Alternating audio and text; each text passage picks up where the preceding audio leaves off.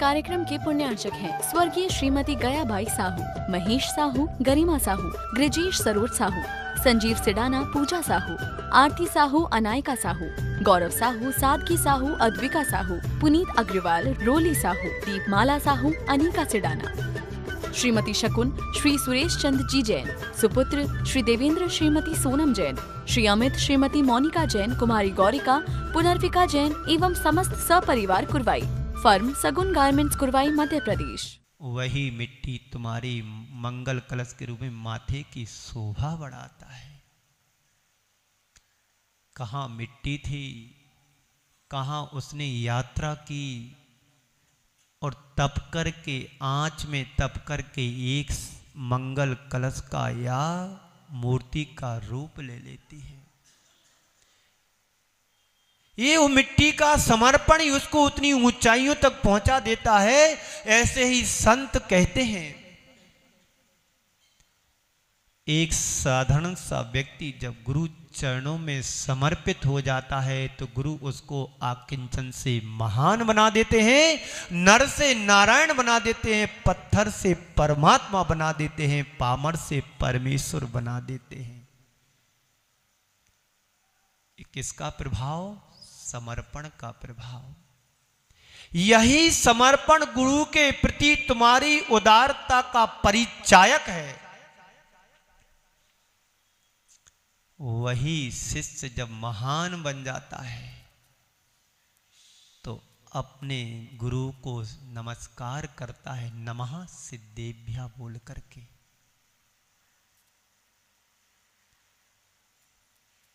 गुरु गोविंद दोहि कड़े, काके लागू पाए। गुरु बलिहारी आपकी, गोविंद यो बताए। किसको नमस्कार करूं? गुरु भी है और प्रभु भी है। तो गुरु शिष्य यदि पत्थर है तो गुरु शिल्पी है। शिल्पकार ही एक पत्थर में से अनावश्यक तत्व को निकाल करके मूर्ति का रूप देता है। शिल्पी ने कुछ नहीं किया, उसका जो अनावश्यक तत्व था उसको अलग करता गया और पत्थर पाषाण में मूर्ति का आकार आता गया। हमारा जीवन भी आकिंचन है, हम पत्थर हैं तो गुरु शिल्पी हैं जो हमें मूर्ति का रूप प्रदान करते हैं। यही गुरु की कृपा है जो नर से नारायण बना देता है। इसे जो जानता है वह सदैव गुरु के चरणों में श्रद्धावंत होकर के नतमस्तक हो जाता है। गुरु शिष्य दोनों चले जा रहे थे।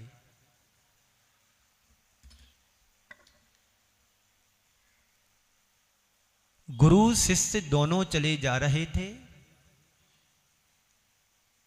थक जाने के कारण गुरु और शिष्य एक वृक्ष के नीचे रुक जाते हैं।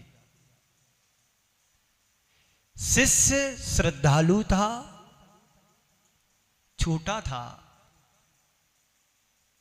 गुरुदेव ने कहा कि तू मेरी गोदी में लेट जा, सिर रख ले, थोड़ी नींद ले ले, तुम्हारी थकान निकल जाएगी, फिर अपन आगे चलेंगे। शिष्य गुरु की गोदी में सिर रख कर के नींद ले लेता है। थोड़ी ही देर में देखते हैं गुरुदेव के सामने से एक बहुत बड़ा अजगर सर्प चला आ रहा है।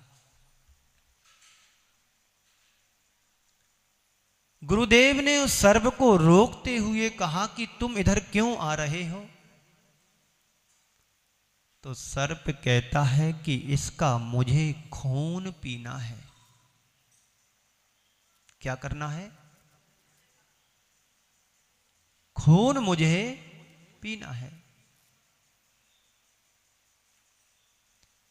तो गुरुदेव ने समझाते हुए उससे सर्प से कहा कि तुझे खून पीना है, क्यों पीना है? नहीं, इसने मेरा बहुत बड़ा नुकसान किया है, इसलिए मैं छोड़ूंगा नहीं, इसके लिए मुझे बदला लेना है और मैं खून पी करके ही जाऊंगा।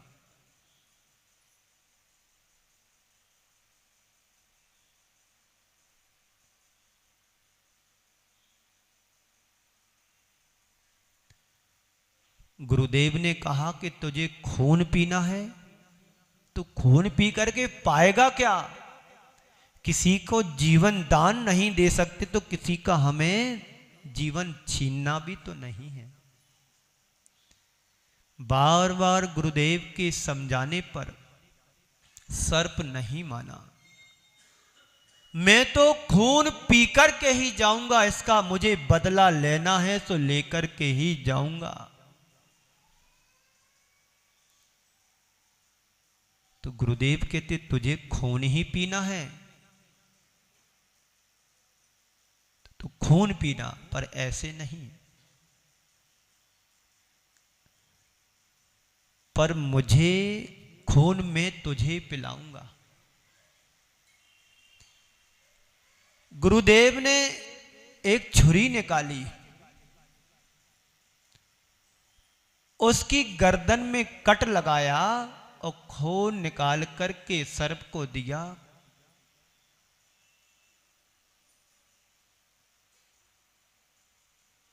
तो सर्प ने खून पिया, खून पी करके चला गया।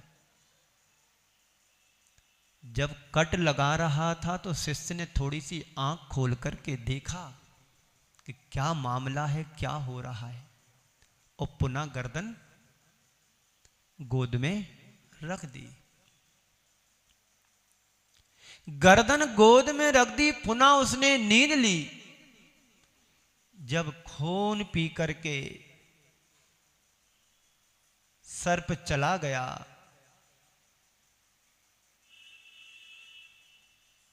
और जैसे सर्प जाने के बाद गुरु को बड़ा आश्चर्य हुआ।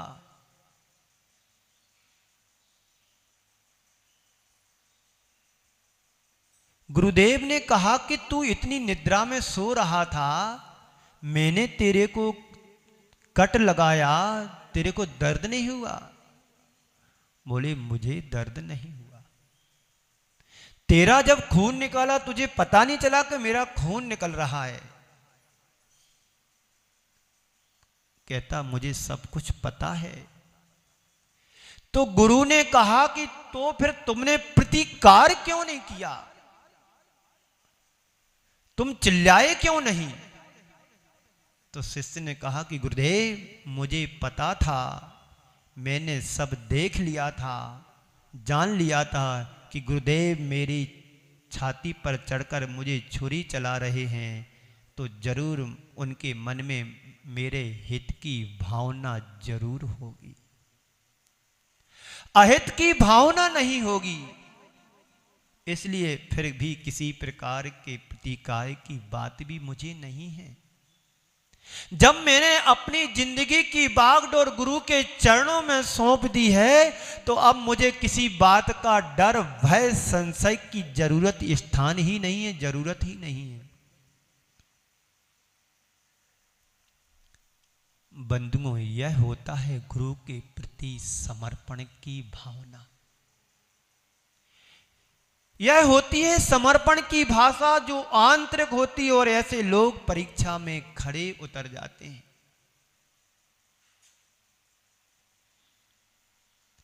अगर कोई थोड़ी सी परीक्षा लेने के लिए आए तो लोग किनारा काटने लगेंगे,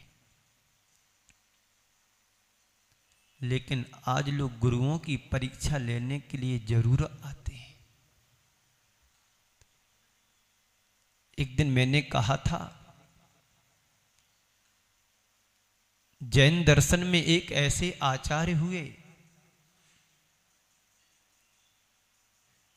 भगवान शिष्यों की परीक्षा लेते हैं, पर उन्होंने भगवान की परीक्षा ली। आचार्य समंत्र भद्र महाराज।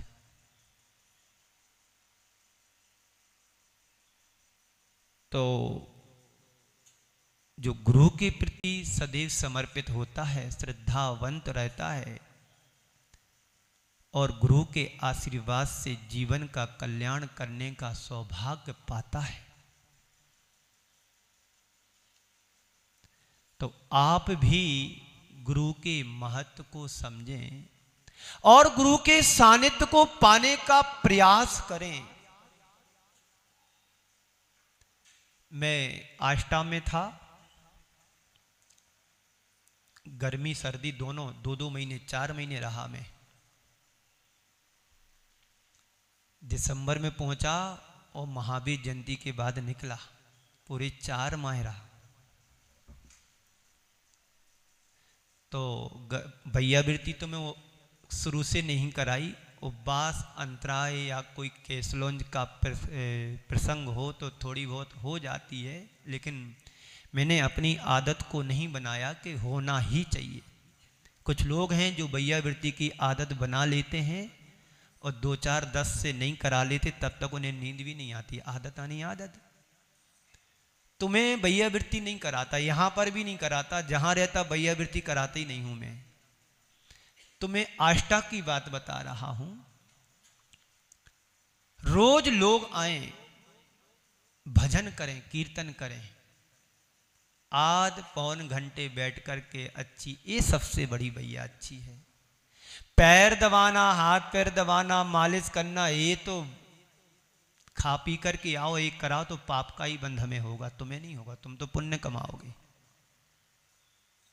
खाने पीने के बाद जब शरीर स्वस्थ है तो भैयावृत्ति की जरूरत है ही नहीं है। तो आष्टा में वहां के 10-15 युवक आते थे,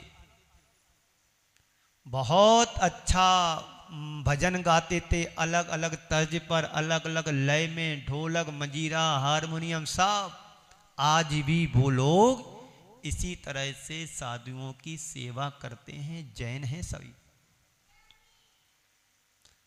तो क्या ऐसा यहां पर नहीं कर सकते? आए, भजन गाएं, बैठें, थोड़ा चर्चा करें आपस में, ये भी एक भैयावृत्ति का रूप है। यही गुरु की उपासना। दिन भर व्यस्त रहते, दुकान पर रहते, कोई नौकरी में जाते, लेकिन शाम को 8:30 या 8:45 बजे आते थे। उस 9:30 बजे गा बजा करके किले ऊपर उस मंदिर में रुका था। तो मैं, बाजू में श्वेतांबर मंदिर भी है, पीछे मझार भी है, तो बीच में दिगंबर, पीछे पैगांबर, आगे श्वेतांबर। श्वेतांबर आगे, बीच में दिगंबर, पीछे पैगांबर।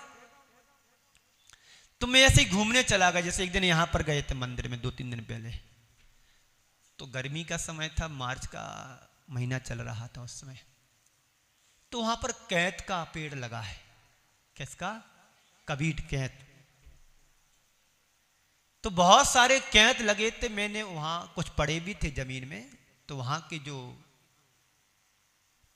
सुरक्षा कर्मी या जो भी सेवक वगैरह रहते हैं संस्थाओं में, हमने की कैत चाहिए मेरे लिए बहुत सारे। तो एक बोरी कैत उठा से अपने साथ गए, जो उनसे लेकर के आए। हमने की आज जो बुलौआ होगा शाम का भजनों का, सबको एक एक कैत मिलेगा। तो जो सब शाम को भक्ति करने आए, आचार्य भक्ति में बहुत सारी महिलाएं आती थी। स्वाध्याय तत्वा सूत्र का चलता था, जो यहाँ पर पढ़ा रहा हूं मैं, वहां पर भी वही चलता था। और जाने के बाद एक बोरी कैत, 40-50 कैत थे, एक एक सबको दिलवा दी। गुरु के प्रति समर्पण की बात चल रही है। उपासना, गुरु की उपासना भैयावृत्ति से भी होती है, आहारचर्या से भी होती है, पैर दबाने से भी होती है, और उनकी आज्ञा का पालन करने में भी होता है। तो गुरु के महत्व को समझे और गुरु के सानिध्य को पाने का पुरुषार्थ करें। गुरु मिलते कैसे हैं? गुरु कैसे मिलते हैं? लोक में अनेक गुरु होते हैं। एक कुल गुरु होते हैं, एक शिक्षा गुरु होते हैं, और एक धर्म गुरु होते हैं। कुल गुरु वे होते हैं जो तुम्हारे कुलाचार के प्रति दृढ़ संकल्पित होते हैं। जैसे माता पिता तुम्हारे कुल गुरु हैं। और शिक्षा गुरु वो होते जो तुम्हें पठन पाठन कराते हैं, तुम्हें बचपन में आ अनार से लेकर के अहम तक पहुंचा देते हैं, और अंत में अहम का विसर्जन करा करके अरहम की मूर्ति बना देते हैं। अहम का विसर्जन ही अरहम की प्राप्ति है। अरहम यानी भगवान बना देते हैं। कौन बनाता है? गुरु बनाता है, शिक्षा गुरु बनाता है। वे शिक्षा गुरु हैं। ये दोनों तुम्हें फिर भी बार बार मिल सकते हैं। कौन से गुरु? कुल गुरु और शिक्षा गुरु। लेकिन सदगुरु बार बार नहीं मिल सकते हैं। मैं चला जाऊंगा, दोबारा कब आऊं कोई पता नहीं। दूसरे आ जाएंगे, वो चलेगा, पता नहीं कब आएंगे। लेकिन सदगुरु बार बार नहीं मिल सकते हैं, नहीं मिल पाएंगे। तो सदगुरु वे हैं जो तुम्हारे अंदर आध्यात्मिक ज्ञान की पिपासा भर दें। आध्यात्मिक ज्ञान की पिपासा को भर दे, वो सदगुरु कहलाते हैं। उत्पन्न कर दें, तुम्हारे अंदर की भावना को प्रगाढ़ बना दें, जो तुम्हें कल्याण के मार्ग में अग्रसर करें, जो तुम्हारे आध्यात्मिक ज्ञान की ज्योति को जगा दें। ऐसे गुरु का सानिध्य जिसे मिलता है वो अपने जीवन को धन्य कर लेता है। कई बार ऐसा होता है कि सदगुरु तो मिल जाते हैं, पर अपने अंदर का शिष्यत्व की पात्रता ना होने के कारण उनकी कृपा के पात्र नहीं बन पाते हैं। यहां पर कितने लोग हैं जो जुड़े हों अभी तक? एक आध दो हैं, 3 हो सकते हैं जो गुरु से जुड़ पाए अभी तक, क्योंकि गलतियां तो हर जीवन में होती हैं। हर व्यक्ति के जीवन में कोई ना कोई खोट और कमी रहती है। उस खोट और कमी को निकालने के लिए गुरु ही उसके लिए एक माध्यम बनते हैं। संत कहते हैं शिष्य बनना बहुत जरूरी है। कोई व्यक्ति तभी शिष्य बन पाता है जब वह अपने भीतर के अहंकार का विनाश करता है। इस कार्यक्रम के पुण्यार्जक थे स्वर्गीय श्रीमती गयाबाई साहू, महेश साहू, गरिमा साहू, ग्रजेश सरोज साहू, संजीव सिडाना, पूजा साहू, आरती साहू, अनायका साहू, गौरव साहू, सादगी साहू, अद्विका साहू, पुनीत अग्रवाल, रोली साहू, दीपमाला साहू, अनिका सिडाना। श्रीमती शकुन श्री सुरेश चंद जी जैन, सुपुत्र श्री देवेंद्र श्रीमती सोनम जैन, श्री अमित श्रीमती मोनिका जैन, कुमारी गौरिका, पुनर्विका जैन एवं समस्त सपरिवार कुरवाई। फर्म सगुन गारमेंट्स कुरवाई, मध्य प्रदेश।